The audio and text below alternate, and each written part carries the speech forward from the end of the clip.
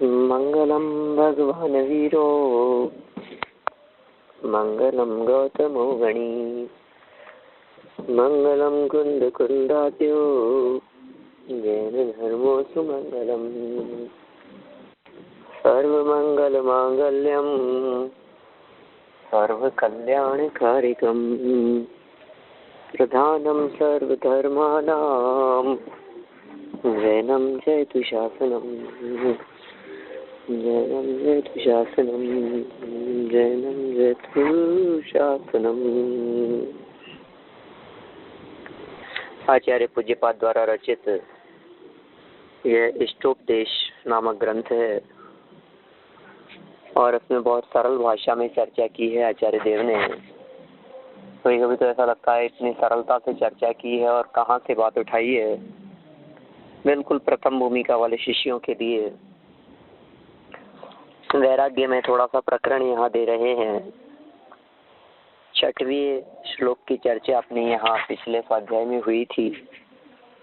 माने यदि उसी चर्चा को थोड़ा सा और आगे बढ़ाया जाए तो इसका भावार्थ हम पढ़ करके देखते हैं। आपको लगेगा वास्तव में संसार कितना आसार है। आपको स्वयं अनुभव में आता है कि नहीं। ये सारी बातें जो यहाँ कही जा रही है ये सब अनुभव की बातें हैं। ये किसी ने कह दी हो और हमारे को माननी पड़े, या कोई मुनिराजों ने संतों ने अपने दिल की मनगढ़ंत बातों को हमारे ऊपर थोप दिया हो, जबरदस्ती हमारे माथे मढ़ दिया हो, ऐसा नहीं है। सच में ये ऐसा है कि आपको अंदर से अनुभव में आता है कि नहीं। ऐसा आपको दिल से ऐसा लगता है कि नहीं। आप इस बात को अनुभव करते हैं कि नहीं। हमारे कहने से मत मानिए। आप अंदर से सोचिए। देखिए क्या कह रहे हैं। भावार्थ है। मेरे पास ये पुस्तक आज पुरानी वाली है, मैं कहीं दूसरी जगह हूँ और इसमें पेज नंबर 25 है और मुझे जहाँ तक ध्यान है हम जिस पुस्तक से पढ़ रहे थे उसमें पेज नंबर 17 के आसपास का प्रकरण था। तो कुछ 17-18 के आसपास देख लीजिए या 25 नंबर के आसपास 6वें नंबर के श्लोक का भावार्थ है। अज्ञानी जीवों को जो सुख दुख होता है वह इंद्रिय जनित है, वासना मात्र है। क्या कह रहे हैं। माने हमें जो सुख दुख हो रहा है ये इंद्रिय जनित का मतलब वासना मात्र, विकल्प मात्र, संकल्प जन्य, कल्पना जन्य, भ्रम जन्य, खेद उत्पादक सुख दुख। सुख और दुख दोनों की चर्चा कर रहे हैं क्योंकि वास्तव में मैंने पहले भी शायद ये बात कही होगी कि जहाँ जहाँ शास्त्रों में सुख के साथ में दुख शब्द का प्रयोग आपको मिले, जब कभी भी जहाँ कहीं भी किसी भी शास्त्र में आप बिल्कुल आंख बंद करके इस बात को स्वीकार कर ले रहे हैं कि यहाँ जो बात कही जा रही है यह बात इंद्रिय जन्य सुख दुख के संदर्भ में कही जा रही है। 100% अपने आप ही वो बात लगाई लेनी चाहिए अपने को। सुख दुख शब्द जहाँ दोनों एक साथ में आएंगे ना, सुख के साथ में दुख और दुख के साथ में सुख शब्द का प्रयोग जहाँ किया गया हो, वो पूरी की पूरी बात इंद्रिय जन्य सुख दुख के अर्थ में। देहादि पदार्थ मुझे उपकारक है। देखना आप कैसा मानता है ये। देहादि पदार्थ मुझे उपकारक हैं, अतः ठीक है, और वे मुझे अपकारक हैं ऐसा किसी समय मानता है, अतः अनिष्ट है। माने शरीर आदि को हम कभी इष्ट मानते हैं, कभी अनिष्ट मानते हैं, कभी उपकारी मानते हैं, कभी कष्टदायक मान करके उसको दूर हटाना चाहते हैं। आप देखिए हमारी व्यक्तिगत स्थिति, अपने अंतरंग को टटोलने का प्रयास कीजिए। कभी कहते हैं कि अरे साहब शरीर है, शरीर चल रहा है तो धर्म साधन हो रहा है, शरीर माध्यम खलु धर्म साधनम, ऐसा कहते हैं। पहले शरीर और फिर उसके बाद में धर्म साधन। तो धर्म साधन भी तभी हो पाता है जब शरीर हमारे हिसाब से होता है, ऐसा लोगों का कहना है, ऐसा लोगों का मानना है। और शरीर अच्छा है तो देखो हम मंदिर जा पाते हैं, शरीर अच्छा है तो देखो शरीर की वजह से हम धर्म साधन कर पा रहे हैं। माने वो शरीर को उपकारक मानता है, और कभी अनिष्ट हो जाता है तो अपकारक मानने लगता है। माने इसको कभी शरीर उपकारी दिखता है, कभी शरीर अपकारी दिखता है। ये कह रहे ऐसी भ्रम रूप कल्पना से उत्पन्न हुआ संस्कार, उसे कहते हैं वासना। जैसे टोडरमल जी मोक्ष मार्ग प्रकाशक में कहते हैं, कभी शरीर को अपना कहता है, कभी कहता है मैं ही शरीर हूँ, कभी कहता है मेरा है। माने मेरा है तो मतलब मैं तो नहीं हूं ना, कभी कहता है कि मैं ही हूँ। ऐसी भ्रम रूप पागलों जैसे कल्पना किया करता है, कल्पना किया करता है, पागलों जैसा प्रलाप किया करता है, मूढ़ अज्ञानियों जैसी कल्पना किया करता है। इसके सारे संकल्प विकल्प इसके माने हमारे, हम किसी और की बात नहीं कर रहे हैं, हम अपने आप की बात कर रहे हैं। हमारे सारे विचार, हमारी सारी संकल्पनाएं, ये सब भ्रम जनित है। देखिए आप आगे कहते हैं, अज्ञानी जीव ऐसी वासना के कारण से भोगों के निमित्त से उत्पन्न हुए इंद्रिय जनित सुख में भ्रम से वास्तविक सुख की कल्पना करता है। तो क्या कह रहे हैं, अज्ञानी जीव ऐसी वासना के कारण, कैसी वासना कि ऊपर जो भ्रम रूप कल्पना से उत्पन्न हुआ संस्कार था उसके लिए वासना शब्द का प्रयोग किया था। वासना माने मतलब वासना माने अंदर में किसी एक पक्ष को लेकर अंदर में धारा प्रवाह चलता हुआ एक परिणाम, उस संस्कार को कहते हैं वासना। वासना शब्द का प्रयोग खोटे अर्थ में किया जाता है, माने वही विषयों के अर्थ में वासना शब्द का, विषय वासना माने उस विषयों की प्रवृत्ति है। मान लीजिए विषयों के प्रति सुख मानने की, के विषय में आनंद मानने की, के विषयों की तरफ दौड़ती हुई हमारी उपयोग परिणति, उसे कहेंगे हम विषय वासना। क्या मतलब वासना शब्द का भाव वचन है, यानी वासना मतलब क्या, वासना किसे कहें हम? वासना माने जो कोई भी विषय का परिणाम है, वो विषय का परिणाम अंदर में धारा प्रवाह संस्कार रूप से निरंतर चलता हो, उसे कहेंगे हम वासना। इंद्रियों में सुख मानना ये वासना है ये, और अज्ञानी की इस वासना के कारण भोगों के निमित्त से उत्पन्न हुई इंद्रिय जनित सुख में सुख की कल्पना हो जाती है इंद्रिय जनित सुख, और सुख की कल्पना हो जाती है उसको। सबको ऐसा लगता है कि ओ भोगों को अमृत फल जाना, निरंतर उसी में व्यस्त त्रस्त अभ्यस्त रहा। भोगों को अमृत जानकर, भला जानकर, श्रेष्ठ जानकर, बहुत मजे में, बहुत ऐसा मान करके, लेकिन ये कह रहे हैं भैया वास्तविक सुख की कल्पना करता है। ये भोग सुख तो है ही नहीं, सच्चे सुख तो है ही नहीं, वास्तविक सुख तो है ही नहीं, और एक क्षणिक मात्र का भी सुख नहीं है सच में। ये तो भ्रम मात्र कह रहे हैं, भ्रम कह रहे हैं। ये जो भ्रम रूप वासना की बात कर रहे हैं, ये ऐसा नहीं है कि क्षणिक सुख है। कभी कभी क्या होता है, अपन भी जब चर्चा करते हैं ना, अपन यही कहते हैं कि साहब वो वास्तविक सुख है, वो परमानेंट सुख है, और इंद्रिय जन्य सुख जो है एक क्षणिक है। फिर हम आपसे पूछते हैं, सच सच बताओ, क्या इंद्रिय जन्य सुख क्षणिक है? आप भी कहेंगे हाँ साहब क्षणिक है, साहब बिल्कुल क्षणिक है। अरे क्षणिक ही सही, लेकिन सुख तो है ना, कि नहीं सब सुखी नहीं है, तो फिर क्षणिक सुख क्यों कहते हैं? जब इसमें सुख है ही नहीं तो फिर आप क्षणिक सुख कैसे कह सकते हैं? इसके लिए सुख का आभास, यहाँ पे कह रहे हैं इंद्रिय। हाँ बोलिए सर। आभास लगता है, भ्रांति की, सुख की भ्रांति लगती है। हाँ, इसलिए ये वास्तव में क्षणिक सुख भी नहीं है, ये तो भ्रम रूप सुख है, ये तो भ्रांति है और मिथ्या भ्रांति है हमारी। इंद्रिय जनित सुख के लिए यहाँ बहुत सुंदर शब्द का प्रयोग किया है। सुख की कल्पना करता है, भ्रम से सच्चे सुख की कल्पना करता है। इसको भ्रम हो गया है कि मुझे सुख मिलेगा,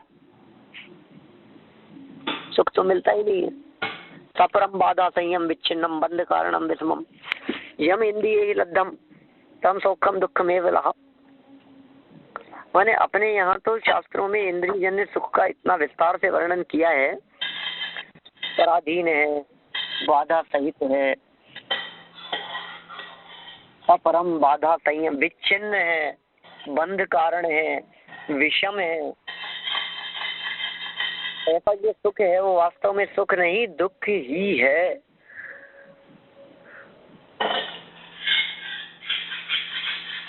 यहाँ कहते हैं ये भोग रोग के समान है। कैसे हैं ये भोग? आप कैसे बतलाइए, ये भोग कैसे दिखते हैं? ये भोग रोग के समान है। वे दुख के समय रोगी की तरह आकुलता उद्वेगता के निमित्त बनते हैं, निमित्त होते हैं। रोग में कैसी दशा होती है बताओ? पीड़ा होती है ना। ये भोग भी ऐसा रोग है जिसके कारण, जिसे ग्रहण करने की इच्छा के कारण ये व्यक्ति पीड़ित रहता है, दुखी रहता है। भोगों को ग्रहण करने के पहले दुख, भोग भोगते समय दुख और भोग भोगने के पश्चात भी दुख, तीनों स्टेप पर दुख ही दुख है। आदि मध्य और अंत में सर्वत्र दुख है। इसमें सुख लगता कहाँ है, मुझे ये नहीं समझ में आता है। जिस भोग को भोगने के पहले आकुलता है ना, उसको भोगने की, विषय को ग्रहण करने की। जैसे मान लीजिए किसी भी एक विषय की चर्चा कर लीजिए, पंचेंद्रिय विषयों में से जैसे हम चर्चा करें, मान लीजिए भोजन संबंधी चर्चा करो, आप मिठाई संबंधी बात कीजिए, आप बहुत पसंद है, सुबह से इंतजार है शाम को भोजन का, क्योंकि आज जो शाम को भोजन बनने वाला है और मिलने वाला है ना, वो कुछ स्पेशल डिश आने वाली है हमारे सामने जो हमारी फेवरेट है। अब आप सोचिए जरा, अब उससे पहले से आकुलता हो रही है, लाओ ना, आ क्यों नहीं रहा है, इतना टाइम क्यों लग रहा है? देखो उसके पहले से आकुलता चालू हो गई। वो दुख है कि सुख रूप है आकुलता? दुखी है ना, दुख रूप, दुख रूप ही है। उस आकुलता में कहाँ सुख है? कष्ट रूप है वो तो, बेचैनी रूप है वो तो। चलिए कोई बात नहीं। अब उसके बाद चलो आप उसके अगले स्टेप पर चलें। चलो अब कौन से स्टेप पे चले अपन? अब भोगते समय, इस समय तो आनंद है ना। अच्छा, भोगने के बाद में तो नहीं रहेगा, उस समय तो बेचैनी है ही। भोगते समय भी सुख नहीं मिलता है, आनंद नहीं मिलता है, तृप्ति नहीं मिलती है। मैं मान रहा था अब तक प्रभु, भोजन से जीवन चलता है, भोजन बिन नरकों में जीवन, भरपेट मनुष्य क्यों मरता है। कितना भ्रम है। देखो साफ साफ हमारे को इसमें भ्रम दिखाई दे रहा है और दिखाई देता है, लेकिन पता नहीं है किस तरह का मोह हावी रहता है और परिणाम इस तरह के हमारे ऊपर हावी रहते हैं। अनादिकालीन संस्कार हमारे साथ में लगे हुए हैं, इनमें हम संभल पाते हैं न समझ पाते हैं।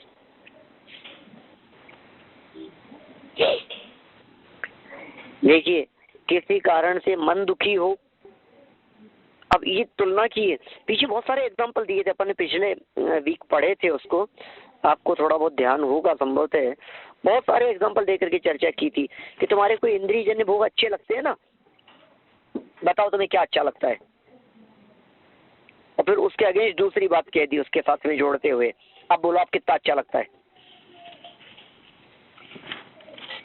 आपको? समझ लीजिए कोई मिठाई बहुत अच्छी लगती है। अच्छा, अब उसके साथ में हल्का सा बहुत अच्छी स्वादिष्ट मिठाई है और खाते खाते थोड़ा सा कंकर आ गया उसमें, अब कैसा लगता है? कर्कश कंकर कुछ न कुछ धूल के कण। अब हमने सारा मजा किरकिरा कर दिया, तो मजा बिगड़ गया। अरे हाँ, ये तो सब बिगड़ गया, सब बिगाड़ दिया। क्या हो गया बताओ मेरे को? अब नहीं अच्छा लग रहा है ना? पेट भरा हो तो भोजन कितना अच्छा लगेगा, भूख ही नहीं है कितना अच्छा लगेगा, कितना आकर्षित करेगा। आप एक एक विषय के संदर्भ में इस तरह का तर्क संगत चिंतन करके देखें, आप महसूस करेंगे अच्छा बंगला है, बहुत अच्छा बंगला है, अरबों रुपयों का है और अपार धन संपत्ति और वैभव है, अकेला पड़ा है, कोई पूछने वाला नहीं है। बोलो, आगे पीछे कोई नहीं है। आप उसकी कल्पना कर सकते हो? बहुत सुंदर शादी विवाह का प्रसंग चल रहा है और जवान बेटे का स्वर्गवास हो गया। वो जो आनंदमय वातावरण था, वो आनंदमय वातावरण क्षण मात्र में ही मातम में बदल जाता है।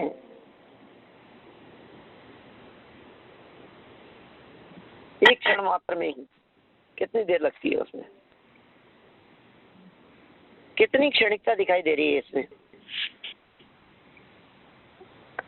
देखिए, किसी कारण से मन दुखी हो, अब देखना, अब इसमें कारण नहीं दिया है, कारण सबके अपने अपने हैं, व्यक्तिगत कारण है। किसी भी कारण से मन दुखी हो अर्थात चित्त क्षोभ हो तो सुंदर भोग भी उद्वेग कारक लगते हैं। क्या आप सोच लीजिए जरा, क्या है? बहुत सुंदर सुंदर भोग हैं, उद्वेग उत्पन्न करते हैं, चित्त में क्षोभ है, चित्त में चंचलता है, पता नहीं नहीं मन लग रहा, नहीं हो रहा है मन, पता नहीं अंदर से दिल ही उसके साथ में नहीं है। अब क्या करें? होता है कभी ऐसा, क्षुब्ध हो जाता है, अंदर से पीड़ित हो जाता है, अंदर में दुखी है मन, किसी प्रसंग को लेकर के, किसी कारण से मन ही मन दुखी है,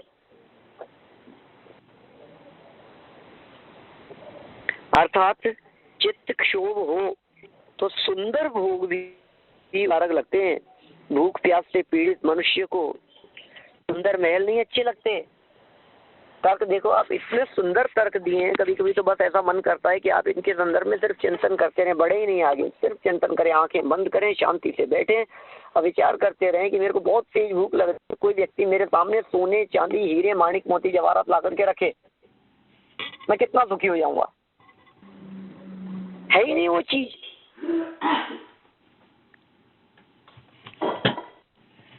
भूख प्यास से पीड़ित व्यक्ति, होता है ऐसा गरीबों के साथ में, कई जगह इस तरह के प्रसंग कई घटे यहाँ इंडिया में भी, कि गरीब लोग हैं, झोपड़पट्टी पे रहते हैं और भूख प्यास से तड़पते हैं और लोग उनको कंबल बांटते हैं और न मालूम क्या क्या बांटते हैं।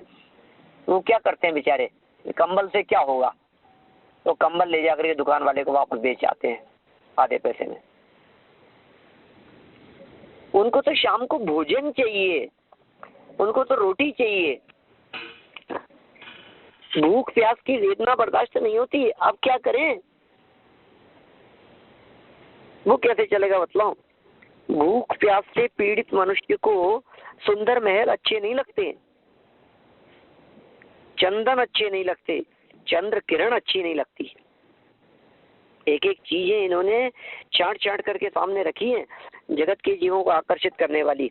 आपको क्या अच्छा लगता है बताइए? सुगंध अच्छी लगती है, महल अच्छा लगता है, जगह अच्छी लग रही है, क्षेत्र अच्छा लग रहा है। कामदेव के बाण के अंतर्गत चंद्र किरण को भी लिया है, चंद्रमा की चांदनी, युवतियां इत्यादि सुंदर पदार्थ भी दुख कारक लगते हैं। अंदर से दुखी हो तो वे युवतियां आकर्षित करने में समर्थ नहीं होती। शीतल चंद्र की चांदनी, चंद्र किरण कितनी शांत लगती है। कभी आप देखिए, पूर्णमासी का चंद्रमा हो, चतुर्दशी का चंद्रमा हो, और आप यदि उस चंद्रमा की शीतल छांव के नीचे घर की छत पर के बाहर कहीं शांति से बैठे हुए हों, आप उसे देखिए कितनी जैसे शांति बरसती है, शांति बरसती उससे उससे ऐसा लगता है, अपने को ऐसा महसूस होता है। लेकिन चित्त में पीड़ा हो तो भूख की पीड़ा को मिटाने में समर्थ है क्या वो चंद्रमा? क्या क्षुधा वेदना को सुंदर महल मिटा सकते हैं? क्या चंदन आदि सुगंधित द्रव्यों की सुगंध उसको दूर करने में समर्थ है? भूखे को क्या चाहिए बताइए मुझे, भूखे को क्या चाहिए? रोटी के अतिरिक्त दूसरी और कोई चीज नहीं चाहिए, भोजन के अतिरिक्त दूसरी और कोई चीज नहीं चाहिए, सिर्फ भोजन, 2 टाइम की रोटी मिल जाए बस, इसके अलावा और कुछ नहीं चाहिए। रोटी के अतिरिक्त और क्या चाहिए? ये बात हमने एक विषय के संदर्भ में कही है, इसमें और भी, इसमें चक्षु इंद्रिय के विषय ले लिए, रसना इंद्रिय के विषय ले लिए, घ्राण इंद्रिय के विषय ले लिए, स्पर्शन इंद्रिय के विषय ले लिए। भूख प्यास का मतलब रसना इंद्रिय से पीड़ित, भूख प्यास की पीड़ा का मतलब रसना इंद्रिय से पीड़ित है, रसना इंद्रिय जोर मार रही है। ऐसे व्यक्ति को सुंदर महल, अच्छे दिखने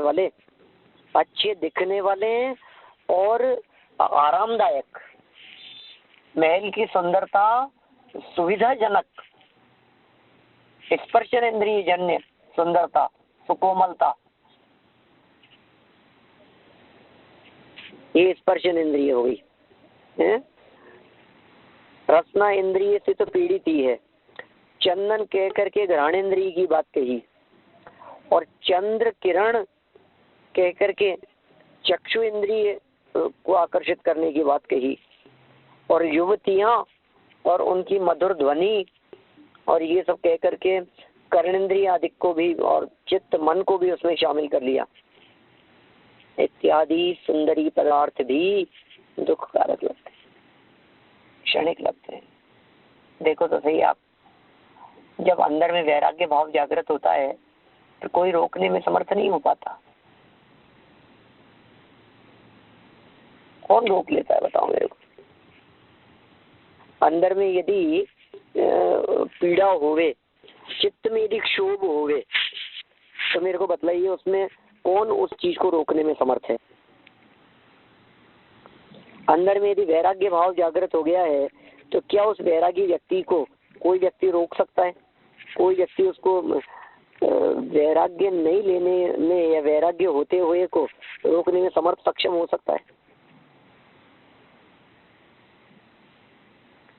सोचिए जरा, आप ही सोचिए।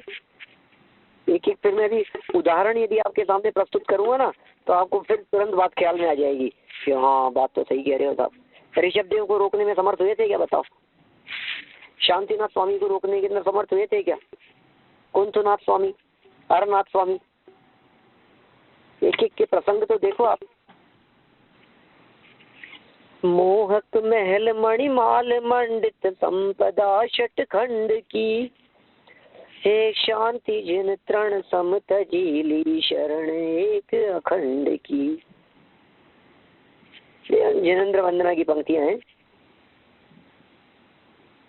शांतिनाथ भगवान, मोहक महल, मणियों की माल और उनसे मंडित संपदा षटखंड की, हे शांति जिन तृण सम तजी, तिनके के समान त्याग दिया उसको, ले शरण एक अखंड की।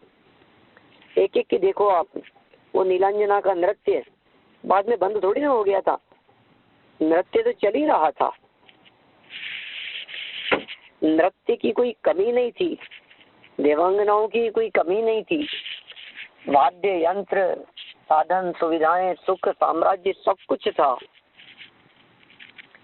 धन धान्य पूरित संपदा अगणित कुबेर समान थी उर्वशी सी अंगनाएं संगिनी संसार की। कुंथनाथ भगवान, हरनाथ भगवान, तो देख देख करके ऐसा आश्चर्य लगता है। एक उन लोगों की दृष्टि छोटा सा प्रसंग बना बस, और ज्यादा देर थोड़ी ना लगती है, हल्का सा प्रसंग बन गया, बादलों को विघटित होते हुए देख लिया, इतना सा प्रसंग बना और इससे ज्यादा नहीं, चल दिए। चल दिया छोड़ घर बार, कुटुंब परिवार, धार मुनि बाना, समझाया वीर न माना। कैसे कैसे पुराने भजन ख्याल में आते हैं, बरसों पहले बचपन में सुनते थे हम। क्या कहा? चल दिया छोड़ घर बार, कुटुंब परिवार, धार मुनि बाना, समझाया वीर न माना। माता अति रुदन मचाती थी, यूं बार बार समझाती थी। मत जाओ मत जाओ, खूब समझाती थी, बार बार में कहती थी, बार बार में समझाती थी, लेकिन भैया अंदर में भाव जागृत हो गया ना एक बार, अब उसे रोकने में कोई समर्थ, अब कौन रोके और कैसे रोके, किस प्रकार रोके जा सके। अंदर के उस वैराग्य के प्रवाह को अब वो रोके नहीं रोकता है, छिपाए नहीं छिपता है। अब तो जगत के सामने वस्त्राभूषण का त्याग होगा, अब तो परिग्रह का त्याग होगा, संपत्ति का त्याग होगा, धन धान्य का त्याग होगा, वैभव का त्याग होगा, सब चीजें छूटेगी जाएंगी। अब दुख कारक लगने लग गए, अब नहीं लगता है सुख, लगता था कभी सुख लगता था, और अब भ्रंच मात्र सुख नहीं लगता, दुख कारक लगते हैं। इंद्रिय जन्य सुख वासना मात्र अथवा कल्पना जनित है, बस चले आ रहे हैं चले आ रहे हैं चले आ रहे हैं, लंबे समय से धारा प्रवाह रूप से चले आ रहे हैं, बस वो वासना मात्र है, एक कल्पना जन्य है, कल्पना मात्र है। वह आत्मा का स्वाभाविक अनाकुलता रूप सुख नहीं है। ओहो, देखिए चक्षु इंद्रिय के विषय देख लो आप, पंचेंद्रिय के विषयों की दुर्दशा का चित्रण करते हुए बहुत प्रसंग कहे प्रथमानुयोगादि ग्रंथों में, कहाँ कहाँ कैसी कैसी चर्चाएं हैं, जहाँ खोलते हैं वहाँ वैराग्य की चर्चाएं दिखाई देती है हमारे को। चक्षु इंद्रिय के विषय सुंदर दिख रहे हैं, ज्ञानियों को पुद्गल परमाणु मात्र दिखते हैं। ये मोहित होता है झरनों को देख करके, ये आकर्षित होता है समुद्रों को देख करके, ये आकर्षित होता है पानी को देख करके।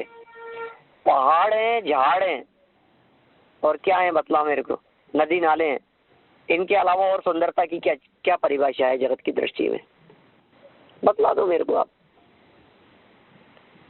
ये जो जगह जगह दो तीन जगह सुंदर सुंदरी आदि जो शब्द का प्रयोग किया है इन्होंने, सुंदरता का मतलब क्या है जगत की दृष्टि में, इनके अलावा और कोई दिखती है आपको जो चीज सुंदर हो? अच्छे अच्छे पेड़ होंगे, हरियाली होगी, ग्रीनरी होगी चारों तरफ, अच्छे अच्छे फ्लावर लगे हुए होंगे, यही तो है ना सुंदरता। अच्छे झरने झर रहे हैं। नियाग्रा फॉल में क्या देखने के लिए जाते हैं? पानी। जितने माउंटेन है, हिल स्टेशन है, पहाड़ी पर ऊपर, सब क्या क्या देखते हैं आप वहां जाकर के? समुद्र किनारे बीच पर जाकर के क्या करते हैं, क्या देखते हैं, क्या सुंदरता दिख रही है बतलाइए मेरे को। स्पर्शन इंद्रिय मनुष्य गति का जीव होकर, पंचेंद्रिय होकर, सैनी पंचेंद्रिय होकर एक इंद्रिय जीव इसे आकर्षित कर रहे हैं। एक इंद्रिय जीवों का सौंदर्य दिख रहा है इसको चैतन्य का सौंदर्य नहीं दिख रहा अंदर में, इसको आत्मा का आनंद नहीं दिखाई दे रहा है, अपने स्वभाव का आनंद नहीं दिखता है, अपने स्वभाव की तरफ नहीं देखता है और आकर्षित होता है उधर उधर उधर। पेड़ पौधे, पेड़ है तो एक इंद्रिय है, समुद्र है तो एक इंद्रिय है, और पहाड़ है तो एक इंद्रिय है, और तीन के अलावा चौथी चीज मेरे को बतला दो सुंदरता के लिए कहीं जाते हो देखने के लिए तो बतलाओ। अलास्का में क्या देखने के लिए जाते हैं? कहीं भी क्रूज पे क्या देखने के लिए जाते हैं? एक इंद्रिय ही है, सर्वत्र एक इंद्रिय है, एक इंद्रिय, एक इंद्रिय, एक इंद्रिय। कितना आश्चर्य नहीं लगता हमारे को? कहीं नेशनल पार्क वगैरह में चला जाएगा कहीं घूमने के लिए, देखने के लिए, तो क्या देखेगा वहां? जानवरों को। और हाँ, क्या गजब टाइगर देखे थे। अरे मूर्ख, तो पंचेंद्रिय होकर के, मनुष्य होकर के तो टाइगर देखने के लिए जा रहा है। आदमी होकर के जानवर देखने के अंदर इंटरेस्ट दिख रहा है हमारे को। कहाँ कहाँ सुख मान रखा है, कितना मिथ्या भ्रांति है, कितना परेशानी भरा है ये सब। विचार करो तो आपको लगेगा कितना मूर्खतापूर्ण है ये। विचार नहीं करते इसलिए अपने को अच्छा सा लगता है, लेकिन वास्तव में वस्तु स्थिति है कि ये सब मूर्खतापूर्ण है, अज्ञानतापूर्ण है। इस मूर्खता और अज्ञानता को जितना जल्दी छोड़ दो, जितना जल्दी त्याग दो, उतना अच्छा है। लेकिन ऐसा सुबह है ना, अपन क्या करें, हमारी कहाँ सुनेंगे? जब संतों की नहीं सुनते, मुनिराजों की नहीं सुनते, त्यागियों तपस्वियों की नहीं सुनते, तीर्थंकर जैसों की नहीं सुनते, जिनवाणी माता की नहीं सुनते। सुनते हैं हम लोग, ठीक भी लगता है, अच्छा भी लगता है, फिर थोड़ी देर बाद में फिर वही उसी बहाव में बहे जा रहे हैं, उसी राग रंग में उलझे जा रहे हैं, उसी राग रंग में फंसे जा रहे हैं, उसी में आनंद माने जा रहे हैं, उसी में अच्छा लग रहा है। क्या हो रहा है? सब नाच हो रहे हैं, कहीं गाने हो रहे हैं, कहीं गीत गान नृत्य। ज्ञानी लोग कैसे रहते होंगे? भरत चक्रवर्ती आदि 6 खंड की विभूति के बीच में भी कैसे रहते होंगे? शायिक सम्यक दृष्टि पिछले भवों से तीर्थंकर प्रकृति बांध रहे हैं। ऋषभ देव स्वामी के जीव 83 लाख पूर्व तक कैसे रहे होंगे? नहीं पकड़ सकते हम उनकी अंदर स्थिति। हम आपको ही थोड़ा सा सुनने से, थोड़ा सा चिंतन करने से अत्यंत विरक्त भाव हो जाता है। अत्यंत विरक्त भाव से रहते हैं हम। न जाने आने का रस है, न खाने पीने का रस है, न भोगों का रस है, न घूमने का रस है, न कुछ कुछ रस नहीं बचता है। बोलो, नीरसता सी दिखती है। क्यों? वास्तव में ऐसा ही है। ये इंद्रिय जन्य सुख वासना मात्र अथवा कल्पना जनित है। वह आत्मा का स्वाभाविक अनाकुलता रूप सुख नहीं है, किंतु वस्तुतः दुख ही है।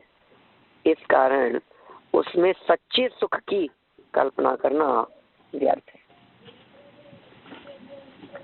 तो सच्चे सुख की यदि आप कल्पना करते हैं वो व्यर्थ कल्पना है, खोटी कल्पना है हमारी। और सच्चाई मान रखा है। उन भोगों में जो सुख हमारे को लगता है वो हम कोई क्षणिक मान करके थोड़ी ना लड्डू की तरफ भागते हैं। क्षणिक मान करके थोड़ी ना अच्छा सॉफ्ट गद्दा, कंबल, रजाई, एसी, ये सब अच्छा मान करके, अनुकूल जान करके ही करता है ना ये सब।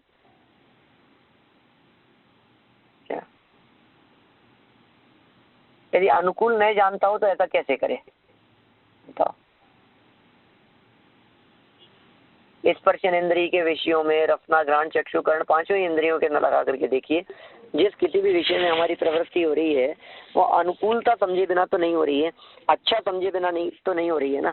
बुरा जाने तो उसमें प्रवृत्ति नहीं हो सकती है, प्रवृत्ति हो रही है तो अनुकूल मान करके हो रही है। तो एक सिक्के के दो पहलू हैं, साथ में चलती है बात। कोई ऐसा बुरा लगता है मेरे को, लेकिन प्रवृत्ति कैसे हो सकती है? फिर प्रवृत्ति बचेगा, बचने की भावना पाएगा, माला जपेगा, हे भगवान मैं कब छूटूं, मैं कब बचूं, मैं जंजाल से कब फ्री हूं, मैं जंजाल लगता है। ज्ञानियों को ये सारी बातें जंजाल दिखाई देती है। अज्ञानियों को आकर्षित करने में समर्थ होते हैं, लेकिन ज्ञानी जीवों को आकर्षित करने में समर्थ नहीं हो सकते। जगत के पंचेंद्रियों के विषय भोग इस जीव को आकर्षित करने में समर्थ नहीं हो सकते।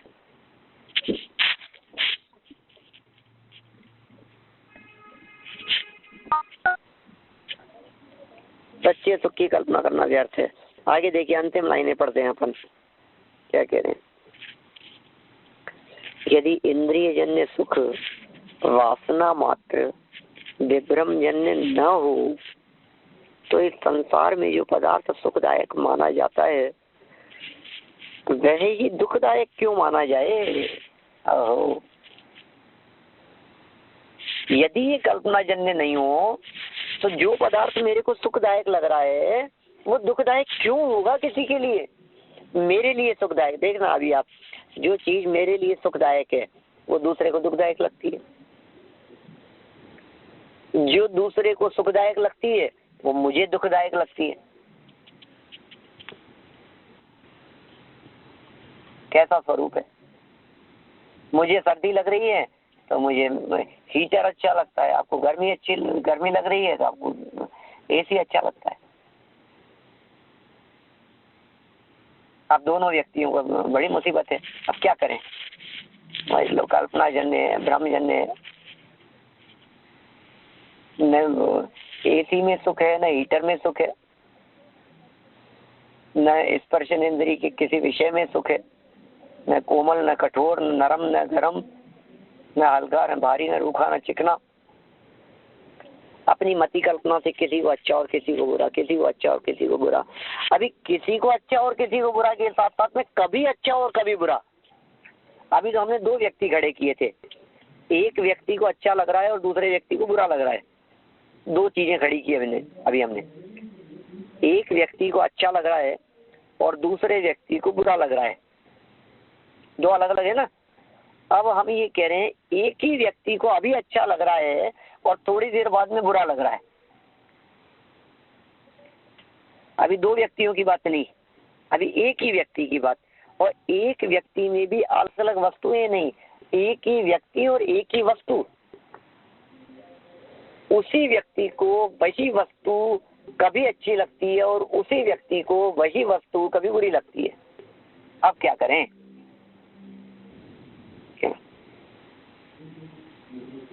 अब क्या करें। इसका मतलब जितना सब कुछ चल रहा था ये सब भ्रम रूप ही चल रहा था। जितना सब कुछ हम समझ बैठे थे ये सब गलतफहमी में ही थे, धोखे में ही था ये सब। मैंने जितनी सुखरूप बात अपने को लग रही थी वो सबका सब धोखा थी क्या।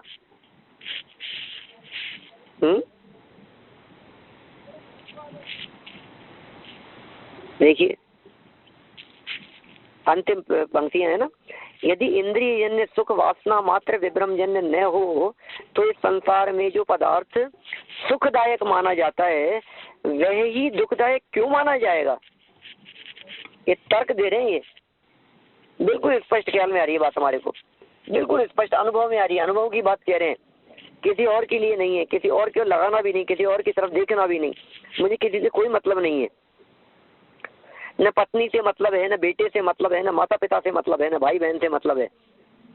कोई भी हो, किसी से कोई मतलब नहीं। व्यक्तिगत चीजें, इंडिविजुअल चीजें अपने ऊपर लागू करके देखना, आपको सुखदायक लग रही है कि दुखदायक लग रही है। यदि आप उसको सुखदायक मान रहे हो तो फिर वो आपके लिए परमानेंट सुखदायक होनी चाहिए। ऐसा क्यों नहीं होता। अतः अज्ञानी जीवों का सुख दुख केवल और केवल वासना मात्र है। इससे ज्यादा कोई और बढ़कर शब्द नहीं दे सकते यहाँ आचार्य देव। अज्ञानी जीवों के लिए कह दिया, अज्ञानी जीवों का सुख दुख केवल, केवल माने इसके अलावा कोई यही नहीं। केवल माने ओनली, मात्र, यही, एकांत। क्या केवल दुख रूप है ये कहकर के कह दिया कि एकांत से दुख रूप है, वासना मात्र है, कल्पना मात्र है, सुख दुख दोनों ही, और दोनों ही दुखी है अज्ञानी जीवों का। अज्ञानी को दुख तो दुख रूप है ही, अज्ञानी का सुख भी दुख रूप ही है। ख्याल में आई क्या बात क्या कह रहा हूँ। अज्ञानी का दुख तो दुख रूप है ही, अज्ञानी का सुख भी दुख रूप ही है, क्योंकि अज्ञान साथ में है। अज्ञानी मतलब ना समझ, अज्ञानी मतलब मूर्ख, अज्ञानी मतलब अक्ल नहीं है, अज्ञानी मतलब कुछ विवेक विचार नहीं है, समझ नहीं है, उसका नाम है अज्ञानी। हम लोग सब अज्ञानी हैं, हमें पता ही नहीं है एक्चुअल में किस गलत फहमी में हम जी रहे हैं। जो चीज दुखदायक है ना उसको गलती से सुख का कारण मान करके उसी में अटके बैठे। मुझे कई बार ऐसे छोटे छोटे से नादान बच्चों को आप देखोगे तो उनकी हरकतों को देख करके आपको लगेगा कैसे मूर्ख है, ये हम भी तो वैसे ही मूर्ख है।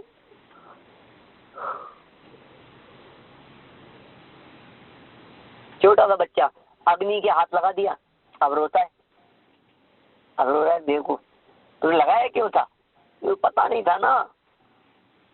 देखो कोई एक छोटा सा बालक, हमारे यहाँ तो गर्मी बहुत पड़ती है, जमीन इतनी गर्म हो जाती है, कोई साल भर का बच्चा, 1 साल का बालक, और वो 1 साल का बालक एकदम गर्म गर्म धूप में जलती हुई जमीन के ऊपर चल गया, छाया में से धूप की तरफ चला गया। वो चलना आता था, चलना सीखा था नया नया। अब जैसे वहां गर्म जमीन पर गया, अब वहां जाकर के रोता है क्योंकि पैर जलते हैं। अब हम कह रहे थे पैर जल रहे हैं, छाया में क्यों नहीं आ जाता, कि नहीं इतनी अकल नहीं है,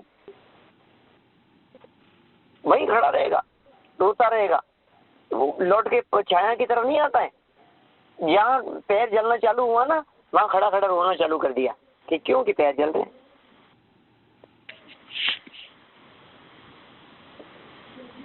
ऐसा ही लग रहा है हमारे को सब।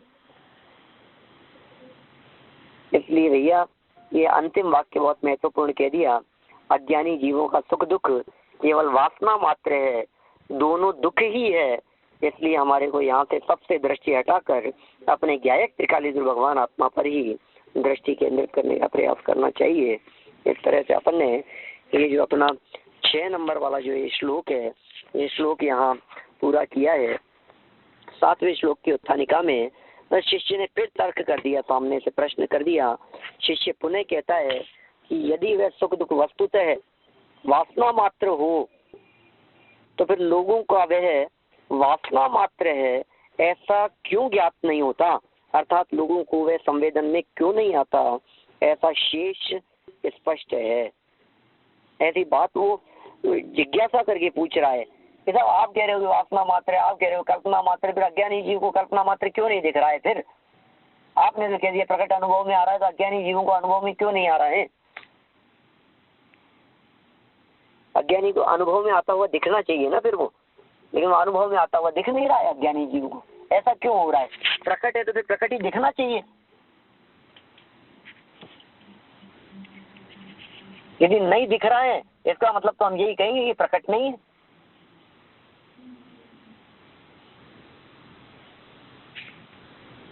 ऐसी एक मार्मिक विशेष बात यहाँ 7 नंबर के छंद में आगे कहना चाहते हैं, जिसमें बहुत सुंदर उदाहरण देकर के चर्चा की है।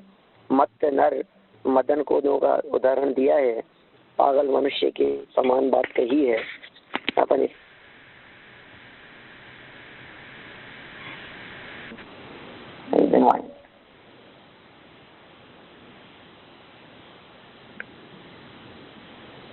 वाणी के ज्ञान से तुझे लोकालोक, तो वाणी मस्तक नमो सदा देत हूँ ढोक, सदा देत हूँ ढोक। वर्णों का मंत्र।